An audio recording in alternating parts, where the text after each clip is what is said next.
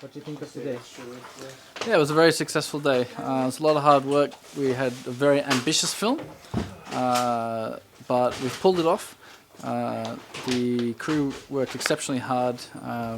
We really made full use of the time and a little bit over even, but the overall film looks amazing. The talent, both in front of the camera and behind the camera, were basically, for me, as good as I've ever had. And this should reflect in the final film. Okay, what was your favourite scene?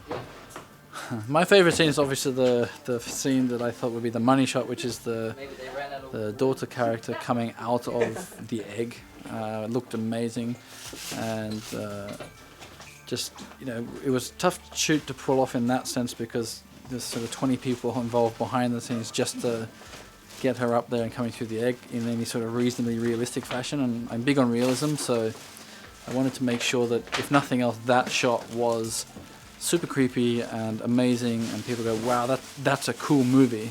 And then of course we have the heart as well, which is the other favourite scene for me, is the end of the film basically, which is where we turn the tables and go, wait a minute, this isn't just an icky horror movie with gross stuff on it, there's actually a heart to it. So I love the two actors working together like that to bring up the emotion in the scene and basically turn the tables on their characters. So I think those two are my favourites. Okay, and how long is it going to take you to edit it? To edit this film, probably it'll take me 4 or 5 days just in pure editing. I'm going to edit myself. And then of course we've got to do the post-production sound. We've got to add a musical score in there, colour correction, which I'll also do. And then credits and so on and so forth. We've got a guy in France doing digital credits for the opening as well, which we've shot a macro for to combine. So we've got a lot of work still to do, but the actual shoot day is over. We've got the footage in the can, and that's the main thing for now. Okay, who would like to say thanks to? Thank you to everybody that worked on this film. Thank you to YouTube for the opportunity, and thank you to Guillermo del Toro for putting his weight behind this and giving us, you know, low branch filmmakers a chance to shine and potentially win this competition and turn ourselves into a bigger team and go forward with the web series. That would be my dream. So thank you to all those people for making it possible. And how did you think about this script? In terms of the script, I'm biased because I wrote it.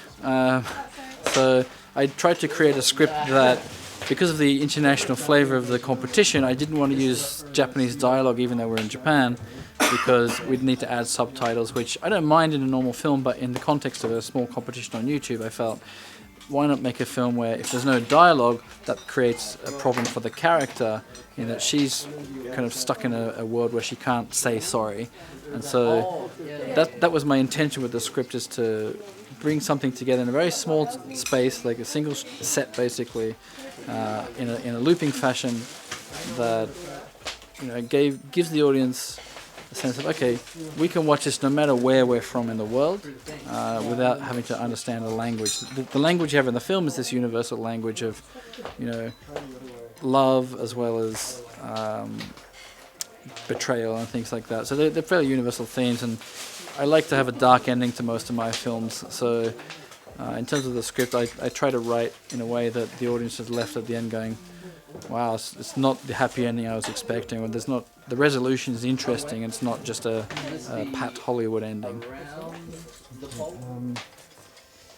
Anything else you want to add to this? No, I think basically the film so far is a great success for me, and you know, I owe it to everybody that participated now to create the best possible film at the end, so that come Halloween the world can enjoy an amazing short film that hopefully resonates with people, makes people think. Even though, like, horror is one of these fascinating genres that on the surface you think, oh, you know, it's just gross or something, but true horror is the horror of ourselves as human beings, what we're capable of, and giving insight into our dark state. And a good horror film not only looks at that, but it can look at the positive side of love in a horrific setting, like we do in this film. So I hope it broadens people's horizons in terms of not just dismissing horror as a cheap blood effects type genre where, you know, it's just blood splatter and no story. I think you can have heartful horror, and, you know, Guillermo del Toro is one of the people that has this heartful horror films. Like Pan's Labyrinth is amazing. So it's got this dark fairy tale imagery that on the surface there's got these fantastical creatures and things, but at its heart it's the story of a young girl. So this is also the story of a young girl that never was. Like, she was aborted before she was given a chance. So we try to keep that dark fantasy element in there, but also have that heart. So. Okay, and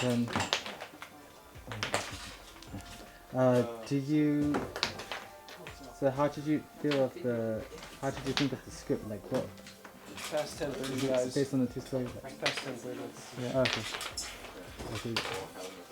Okay. So I came up with a script because I'm developing a feature in the same idea, which is this kind of loop scenario, a sense of purgatory. I'm a big fan of Silent Hill, that kind of jumping between two worlds, and seeing that, like, you have both a light side and a dark side, and they exist in the same plane basically, but they're kind of in separate worlds. So I'm a big fan of that style of genre, and so I'm actually writing a feature script version of that. So I thought, well, in terms of this competition, why don't I take a little piece of that, or a conceptual piece of that, and turn it into a little standalone film that hopefully gives a sense of the flavour that I'm trying to bring to my feature film. And, you know, maybe have people see and go, you know, you should make something more about that, and then I can give them an answer and say, yes, I have something more. I have a feature script that revolves around the same idea. I don't know Okay, which and light that is. one of my last questions is, how did you? I mean, it's hard for someone to be like, okay, I'm going to do this competition. Like, what made you, like, go for the final push? Mm-hmm. I found out about this competition through the American arm of YouTube, and we can do that then. Oh, all right.